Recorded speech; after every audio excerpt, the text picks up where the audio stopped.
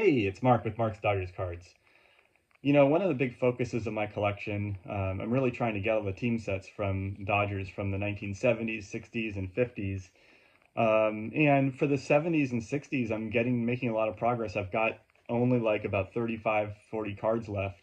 But there's a reason why it's taking me so long, and I don't know that I'm going to finish it anytime super soon, even though they're not super expensive cards that are left. And that's because I just keep finding more rare, older things that I jump on, and that takes my hobby budget. I feel like the stuff from the 70s and 60s and the late 50s, while I love it all, it's really readily available and not hard to find, so I can get it when I want. But then when I see something that's like older and more rare, I feel like, well, I may not have a chance to get that card again, and I want to add it to the collection.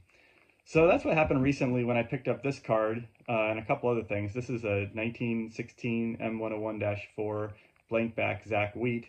So as you all know, if you've watched my channel, that he's a player that I'm focusing on within my Dodger collection. So I was glad to pick that one up, and I picked up a couple other things too. So what I'll do is I'll turn the camera around and show you these new cards in my collection, and yeah, the search for completing my 1970s and 60s team sets will continue. Hopefully I'll finish by the end of next year. I don't know. I thought I was going to finish this year, but that's not going to happen. So anyway, I'm going to turn the camera around and show you my few recent pickups.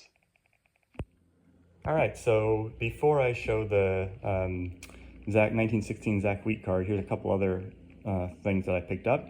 This is my first Colgans Chip. This is a George Hunter in a 2.5. I'm not really sure why it has a 2.5, but I think it looks pretty nice, and it's my first one from this set. Here's the back, Stars of the Diamond. Then I got this. This is a tobacco blanket, over 100 years old, of Zack Wheat. And they made these in different colors. They have a green background, blue background, white background, and I don't know if they have them all for all the different players. If somebody knows, let me know. But here's, I have the green background too, so now I've got the green and the blue. I'm not sure what other colors Zack Wheat's in, but that's what I got there. And then here's the last one, the one I mentioned. This is a pretty rare card, 1916 M101-4 blank back. It's graded a 3, but I think if it was graded today, it'd probably be like a 1.5. There's no creasing on it, but the corners are really rough, and also it's got this kind of like partial indentations over here. They're not pinholes, they're like kind of like partially goes through, I think, but anyway, doesn't really matter. There's less, I think there's like 25 of these graded across both SGC and PSA, so pretty rare card, and I get to add this to my Zack Wheat collection.